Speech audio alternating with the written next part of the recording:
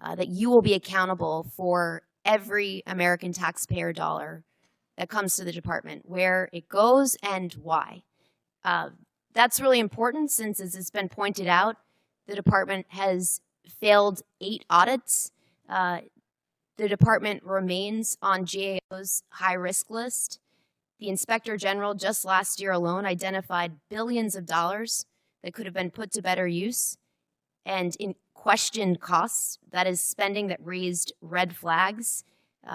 So this is a crisis right now in accountability of where the dollars of the American taxpayers who are in the middle of a cost crisis, where this money is going. I want to ask about your war in Iran. And Mr. Hurst, you testified earlier today that $25 billion has been spent to date. I just want to clarify that that is money, that taxpayer dollars that have been spent already in this war. $25 reflects the costs of the war, right? So we've already spent the dollars on munitions and things like that. So we're factoring in cost of munitions expended in that total. So how much of that has gone towards munitions? Does that include the munitions that have been spent to date? Yeah, that reflects the munitions that have been spent to date and other operational costs. Can you give us a breakdown of what those costs are? We'll work to get you guys a product that has a detailed breakdown of those costs. Yeah, my concern here is, Mr. Hegseth, you've testified repeatedly that you're going to be accountable for each and every American taxpayer dollar that you spend, that you're going to be accountable for the rationale. Here we are 60 days in to your war of choice in Iran, and you can't give us an answer on a breakdown of the basic breakdown of American taxpayer dollars that have been spent in your war of choice?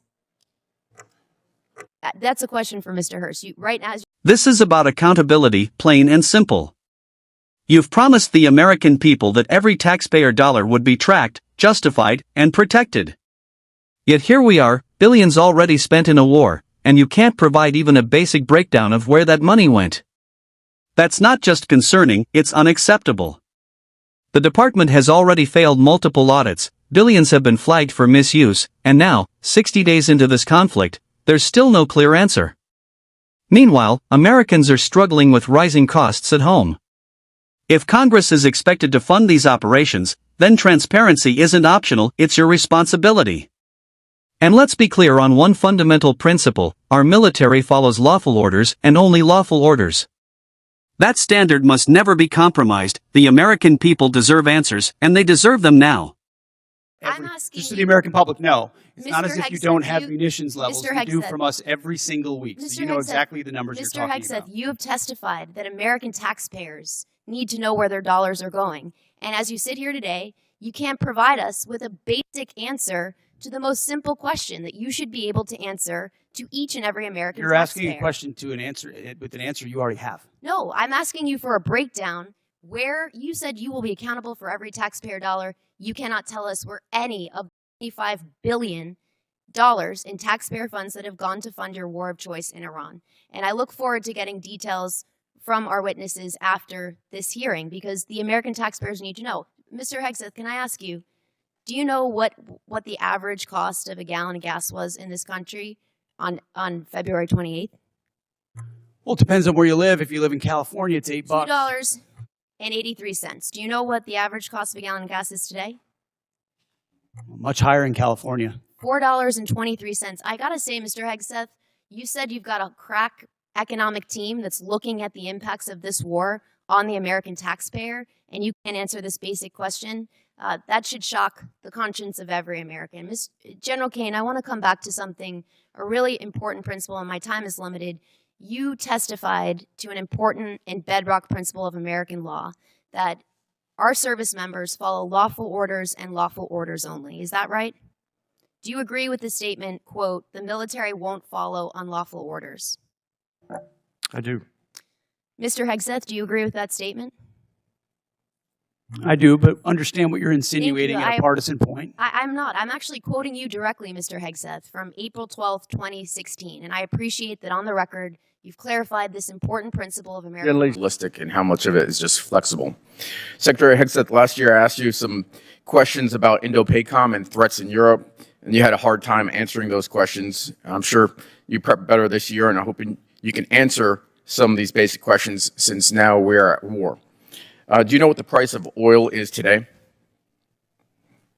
I don't know where it's gone as of this Within a time few of this bucks. hearing, but roughly $100 a barrel. It's actually closer to 120, 117. Well, it depends on the index you're looking at. I'm looking at Brent. Do you know what the price was the day before of Brent, the day before we went to war? It was certainly lower. You understand you're taking some economic risk, but I would note A lot lower. the energy Thank you for dominance answering this my president question. has Let me- unleashed let has me put us get in an to incredible my question. position. Thank you. So it's $72, and so now we have a 62% increase. By the way, the department obviously will be paying those extra fuel costs. It's going to be not insignificant, but so will the American people. Now, at its narrowest point, how wide is the Strait of Hormuz? I think it's about 12 miles, but I'd have to check. It's 24 miles, but 12 miles is actually the relevant number because that's the navigable channel. That's So the international water navigable channel point. And do you know how many barrels of oil transited the Strait of Hormuz each day before the war started? I don't know the exact number, but you're looking at over 100 oil tankers usually transited a day, or 120 a day would transport the strait. Yeah, and so 20 million barrels a day, and right now they're at an 81% reduction. So it sounds like you've done your homework. You're tracking pretty well what the strategic situation is. So a couple of questions. Were you aware that if we struck Iran, that they would most likely close the Strait of Hormuz? Secretary Hegseth, this isn't flexible realism, it's predictable consequences. Before this war, oil was $72 a barrel. Now it's pushing $120. The Strait of Hormuz is effectively choked, global supply is collapsing, and Americans are paying the price at the pump, in their bills, and through another costly conflict. You knew this could happen. You planned for it.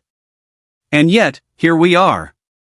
The American people were promised fewer wars and lower costs, they got the exact opposite. So let's be clear, this isn't about politics. It's about accountability. When soldiers die, when billions are spent, and when families struggle to keep up, someone must answer for it. Because leadership isn't just about making the call, it's about owning the consequences. The buck stops here. And the American people and the department are paying significantly more. And you also said that this is what the American people actually voted for. But actually, the American people voted for a promise not to get into Middle Eastern wars. And they voted for lower prices. And this is the exact opposite of what they got. So let me ask you this. The president ordered the strike, is that correct? The president's been saying for over 30 years that Iran can never have a nuclear weapon. So he's been very clear as a position. When the American people voted for President Trump overwhelmingly, they voted for that position. That, but the president ordered the strike. Is that correct?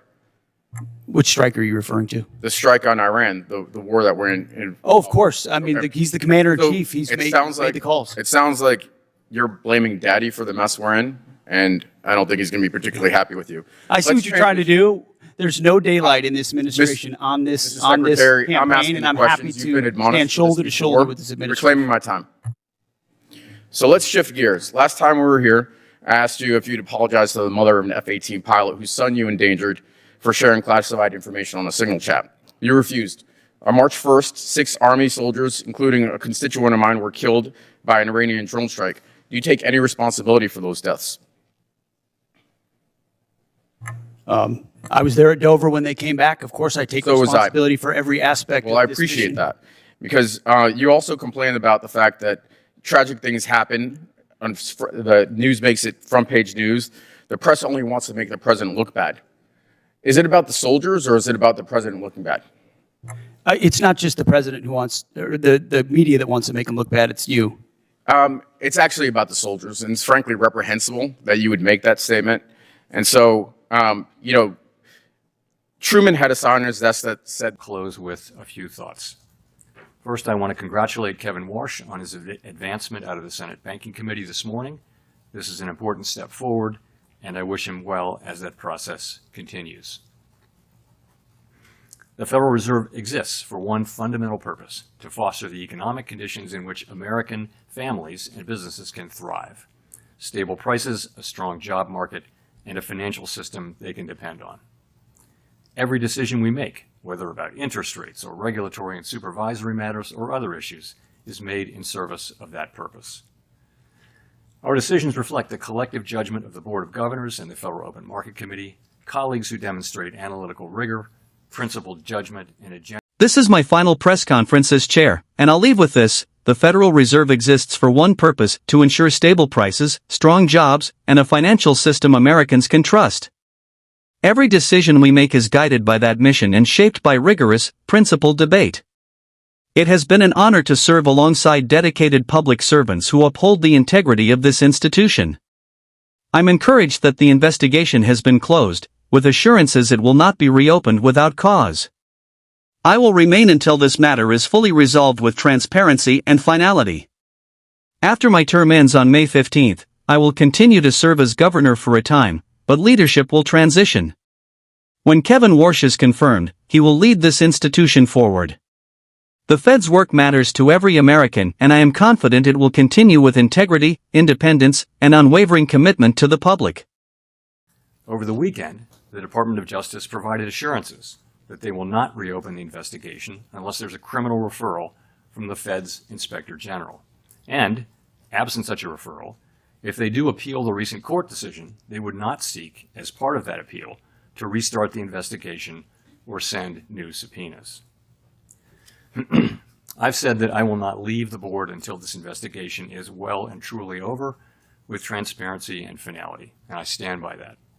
I'm encouraged by recent developments, and I'm watching the remaining steps in this process carefully. My decisions on these matters will continue to be guided entirely by what I believe is in the best interest of the institution and the people we serve.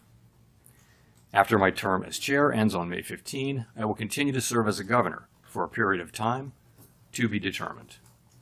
I plan to keep a low profile as a governor. There's only ever one chair of the Federal Reserve Board. When Kevin Warsh is confirmed and sworn in, he will be that chair. Once sworn in as board chair, his new colleagues will elect him to chair the FOMC as well. As I regularly point out from this podium, our success in delivering our goals matters for all Americans. I'm confident that the Fed will continue to do its work with objectivity, integrity,